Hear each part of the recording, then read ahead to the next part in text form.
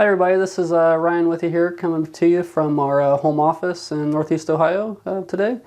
I kind of want to go over the rates and the protests that have been going on, the May Day thing and all that stuff, and kind of my take and kind of what I think about the situation and the reasons for the low rates and some strategies that you can use to get away from that and do better yourself.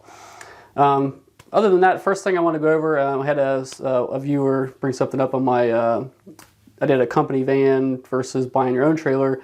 I think sometimes when you're doing these videos, you have an idea in your mind, and you try to put it out there, and sometimes it just, in the heat of the moment, it doesn't come out right. But I think I said that if you own your own van, you're at 71%, you're actually at 72%, and I appreciate the correction on that, and I put that reply in there. So if you're coming over to Landstar, with your own trailer, you're at 72%, not 71%. If you're using a company van, you're at 65%. So I just wanted to clarify that right off the bat before I got into this. But again, they're kind of getting into the subject at hand. The rates have went down significantly, and I think that's from overcapacity, in my opinion. I mean, everybody's kind of complaining about brokers this and brokers that. I mean, they want to make more. I mean, there's some sleazebag brokers out there. Some people that are going to do shady things. There's some agents at Landstar that do shady things and are sleazebags too. And I choose not to work with those type of people. And that's one of the choices you have here at Landstar. We have close to, I believe it's over 1,200 agents. So if you have a bad experience with somebody, or they're pushing these low rates or trying to do shady things, unlike a lot of other places, to where you're dealing with one dispatch, somebody's dispatching that calls you up and says, I got this load, and that's all there is. You have options here. I don't ever have to work with that person again. I can save their phone number in my phone as do not call, do not answer. And if I see I remember their agent code, I write it down, and I don't ever deal with them again. Plain and simple. But this is a free market system, basically supply and demand, just like a stock market, to where they're going to post loads, and if somebody takes it, then that sets the market. If nobody takes it, and I've seen it firsthand, where a load can sit on a load board I've seen it at Mercer and here at Landstar, where they'll eventually raise that rate until somebody takes it. So if you're taking this stuff for 75 cents, $1 a mile, and people do, I see these loads get posted at 80 cents, and I'm like, nobody's ever going to take that. And sure enough, it comes off, somebody took it, it comes off the board. So if you're taking these low rates, you're just enabling them to continue doing that. And like I said, I don't think it's as much the broker. I think right now the mega carriers are the problem. They're working with economies of scale. I've talked a lot about your cost, knowing your cost, your fixed costs, your variable costs, and all that. And like you got JB Hunt out there, Schneider, Swift Knight. Now they're so big. It's based their cost. I mean, if you're buying 1,000 trucks at a time, and in the infrastructure that they have, I mean, I don't know, their cost might be down. They could be down to 50 cents a mile, even with it's really hard to say. So, and there's less freight right now. Like normally, like 6 weeks ago on the Landstar board, there was close to 50,000 loads. Now we're down in the low 20s, so we're looking at about half the volume. And you got these mega carriers, they're trying to stay moving. They're going to grab up everything they can. So if they see something, they're going to take this stuff for nothing just to keep their trucks moving, keep their drivers moving, because they're not going to pay them. They got to pay their driver either way, even they're paying layover pay and all that. So I think that's the real problem, is there's not enough freight, there's an overcapacity, and like I said, these mega carriers are going to take anything they can take, to keep their drivers moving. And that's, like I said, at Landstar, I like to do Landstar direct shipper freight. That's we're kind of cutting out the other middlemen, and you'll see better rates on that type of stuff. And again, like I said, I don't entertain low rates, and I will drive. And I want to show you guys one thing that I have in my toolbox that I used. Like I said, I'm not gonna give in and take these low. I'll drive. But I had one example here from a couple weeks ago. It's kind of part of my strategy that I use at Landstar to get better rates and not entertain those lower rates, and basically enable those brokers and stuff to do that. So I'll get right in that. I got it on the whiteboard back here. So I was out in Reno, Nevada, roughly a month ago, mid March, and I kind of rounded everything off to make this nice and simple. I think the one rate was actually a lot higher, but just to make it simple. So the cool thing about the Landstar board is you can search up to a 500-mile radius, or you can actually search several different states. So you can search a big area and see everything that's out there. And like I said, the main thing is knowing your cost. But I was up in Reno, and I seen a load up there that was like, I was up at the Alamo Petro there in Sparks, and I seen a load come on there that was like $1.25 a mile, 1,200 miles at $1.25 a mile, 43,000 pounds. So it comes out to $1,500 for that 1,200 mile run. Then if you break it down per mile, it was at $1.25. So I consider that cheap freight.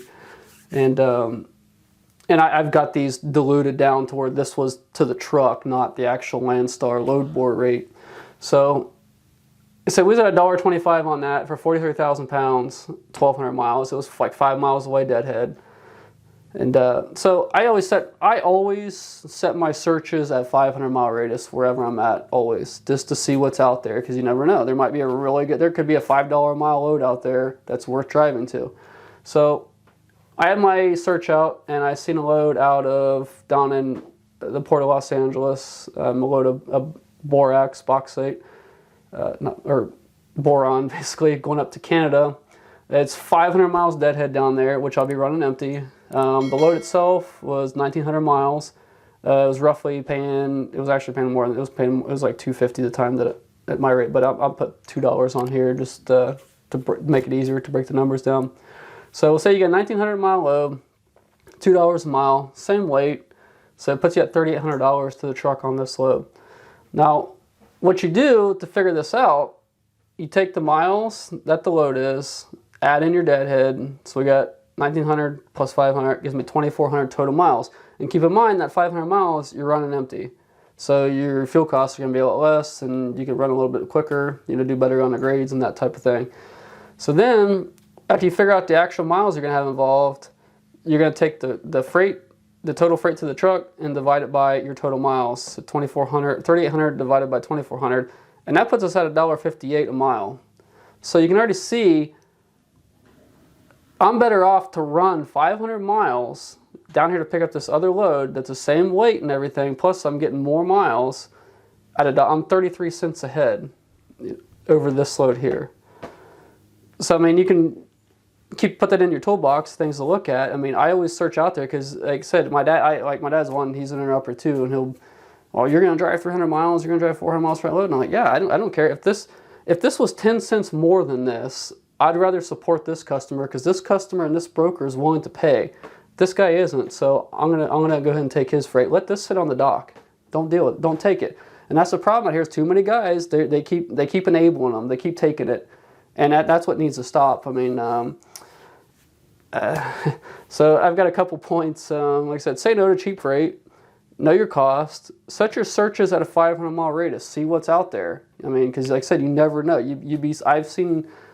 I've kind of hit the lottery a couple times where I've got stuff that's $3, $4 a mile, and even driving 300, 400, 500 miles, I could still be over at $2 a mile, which is a good rate for a drive-in. I think that's a fair rate for what my costs are, and like I said, I want to work with customers that want to pay, and work with brokers that want to pay, not with people that want to screw drivers and owner-operators and everybody else. And then I like to build a relationship with those agents. Like I took this load and I keep in contact with this guy. Then if I'm in that Los Angeles area, he has that account. If I'll call him up a couple of days. I'm usually booking a week out. I'll call him up and say, hey, I'm coming down. I did that load for you. You got another one? Or something else in the area. So that's something else to look out for. And the last thing is don't work with lowball brokers and agents. And like I said, there's some bad agents at Landstar, and like I said, don't work with them. Bad brokers, don't work with them. Go to somebody else. And that's, like I said, at Landstar, that's a choice that we have.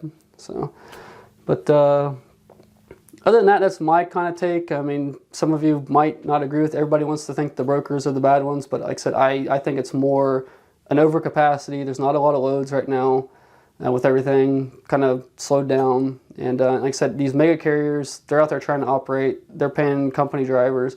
They're going to grab up anything they can to keep their trucks moving. So that's something to keep in mind. And another thing, I mean, I've seen in one of the articles a lot of guys out there complaining, oh, we need more regulation with the brokers and all that. And I would be very careful, which I think this whole industry is overregulated to begin with. And I'd be very careful what you ask for, because if you're going to go ahead and set a percentage, like if you want it, oh, they can only make 10% or they can only make 15%, then where does it come over to our side where they're going to say, well, you can only make $1.50 a mile, or you can only charge this much. So it's a double-edged sword when you kind of get into that regulation thing, because you may get a lot more than what you bargained for. And I would rather keep a free market system, and guys set our limit as far as what we're going to take and put up with, and keep the government kind of out of it. And that's my take on the situation. But kind of hope that helps you out. If you got any questions or comments, we appreciate those. If you liked the video, like it, and subscribe, and like I said, check out our other videos. Thanks.